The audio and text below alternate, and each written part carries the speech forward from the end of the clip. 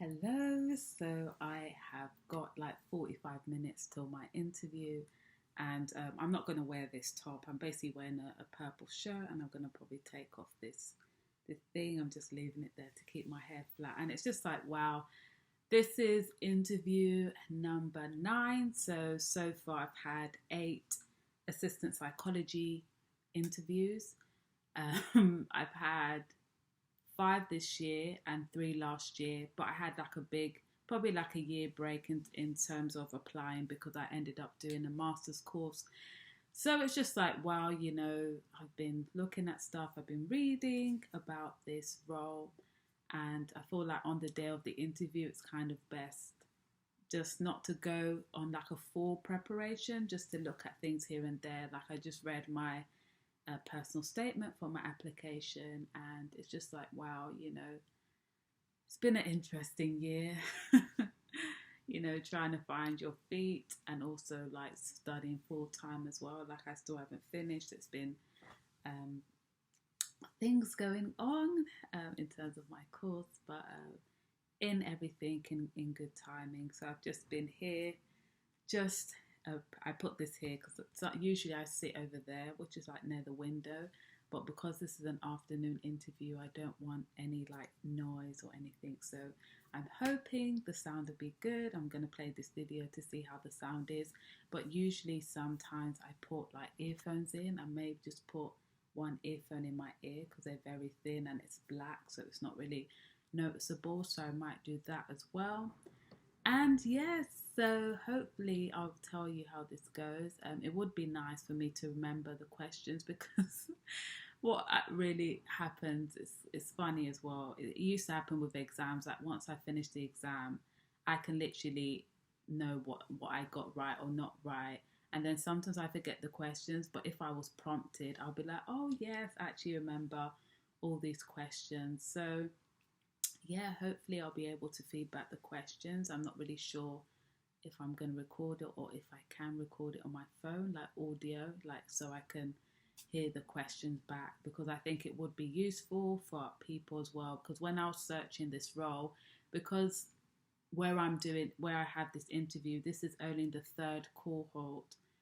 So I feel that there's not really that much information of a clinical associate psychologist. So I think it would just be really helpful. There is some information about assistant psychology roles online, quite a bit of information. So I thought this one's quite different because basically this role is like assistant psychologist, clinical associate psychologist, and then clinical psychologist and head of psychology consultant. So this role kind of bridges the gap between assistant role and a clinical psychologist role. So, wow, today's an interesting day as well. And just got my water, my passport as well, because I chose to have a video interview. So I'm going to have my passport ready as well, because this was actually a face-to-face interview. But because of the distance and also the time and stuff and finances, it was like £300 to get to there. So yeah, so I decided to do online, and I am grateful because I think other people as well probably did online as well, so it means that it's fine to do it, because sometimes it can be like, oh, you're doing it online, it shows you're not interested, but I am really interested, and the more I read about this role, the more I see it's good. But as always, I'm keeping myself open, because this is number 9 now, and it's just like it's just like resilience is needed so much. It's crazy. So just giving you a background, the reason why I actually like this role, because it's working and studying at the same time. So 50% work, 50% studying, and you're actually trained. So when you're doing the working and studying, you're paid at band 5, and then when you're qualified, band 6. And yeah, so you are required to actually be with the trust for 3 years, 1 year with the trust studying, working, and then when you're finished that, I think it's after 16 months, they require like 2 years of service. So it's just nice. We know that anything can happen tomorrow, but it's just nice because just to have that experience, because I feel like I'm just itching for experience. I'm either itching for practical experience or research experience. So I am keeping my eyes open and seeing where all things lead to. But yes, I'm going to go now and probably say a prayer just to give me the right words and just for God's will to be done, because He knows the end from the beginning. But yeah, see you later.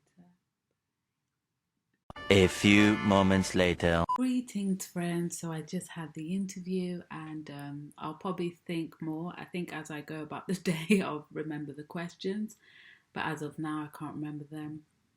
I can remember one of them, so I'll collate them and see, and then hopefully share with you guys what the questions were.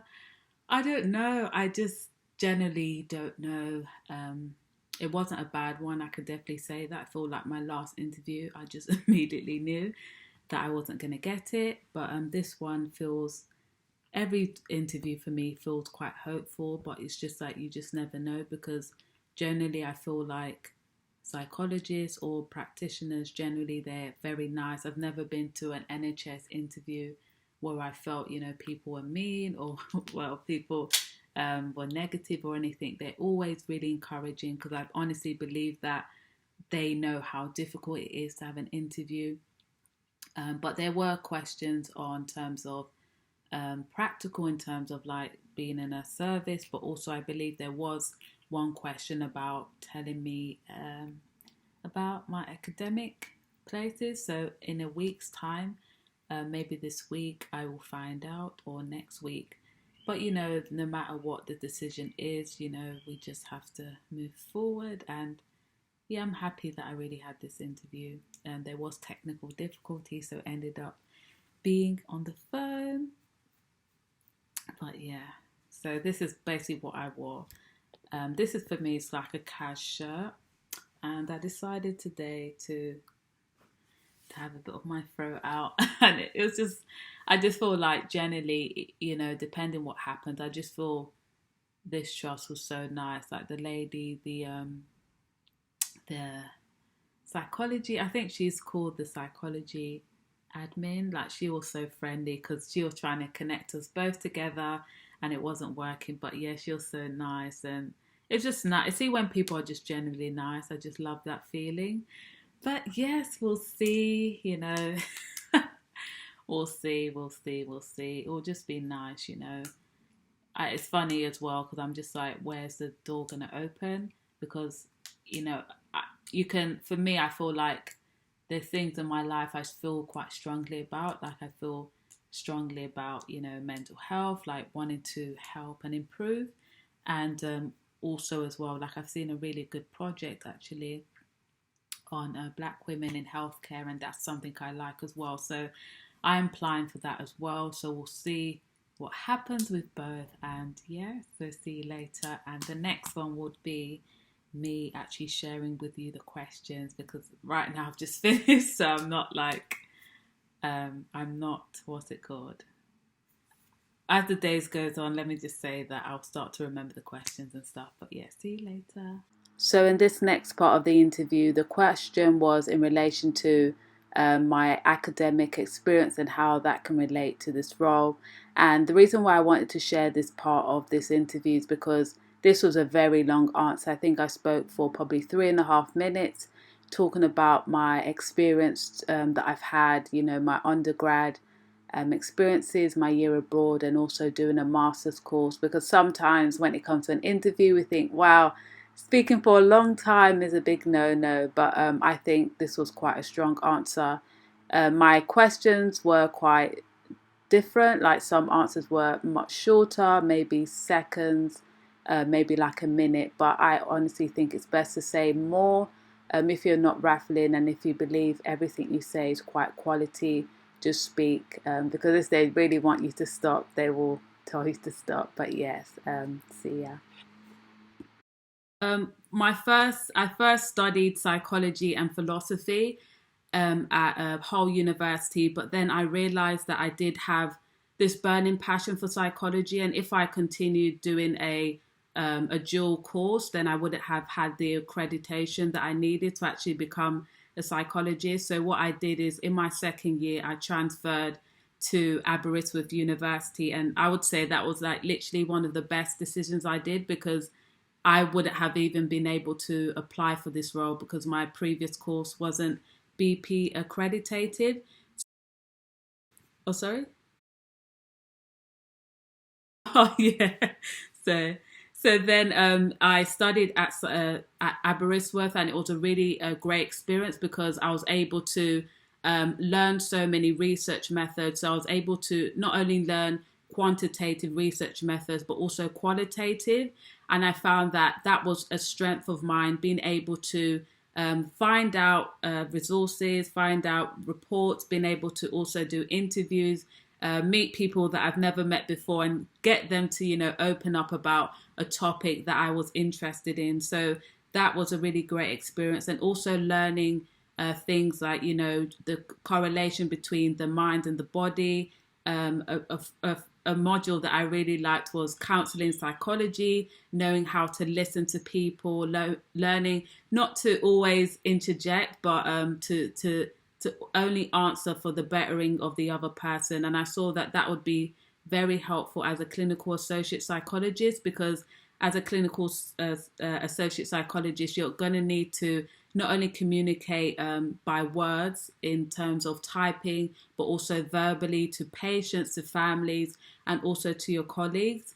And what also really stood out for me on that course was doing a year abroad. And when I went on a year abroad, I decided to do modules that were more mental health and health related, because I realized at this time that I really had a passion for mental health, for personalities, and just generally for health and well-being. So that really just opened my eyes to see, how psychology was from a theoretic basis. And from then, that's when I really started to volunteer and actually use the knowledge that I gained from my course in mental health settings, like, working with mind, charity and things like that. So I saw that my educational background really helped me and made me want to actually do the practical as well.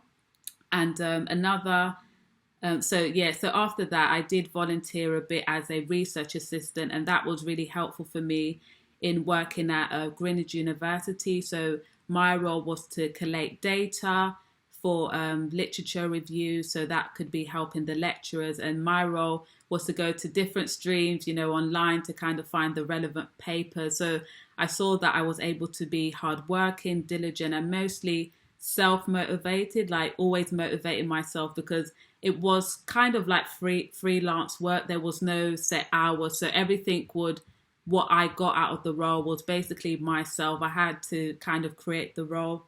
And then after that research experience, I saw that I really wanted to understand psychology a bit more and understand it, from a theoretic basis as well. So I went to study a master's, and it was a great privilege to actually apply for scholarship in Sheffield University and to get it. So there I studied psychological research methods, and I found it a really nice module because I saw through that master's that I was really strong in presentational skills. Like I got a distinction in my presentational modules in sharing about the inequalities in mental health settings, and how, what are the barriers to people, for people seeking professional help in terms of depression.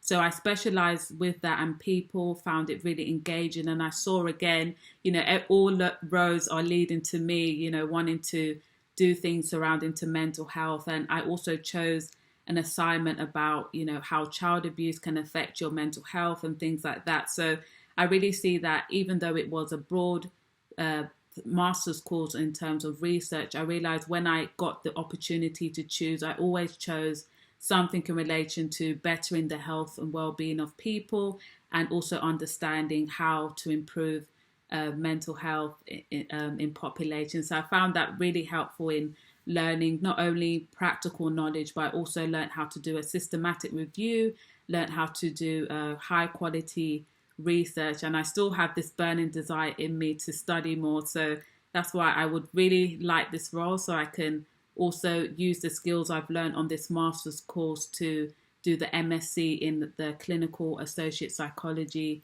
masters. So that's it for today, folks. Make sure you like, comment, and subscribe.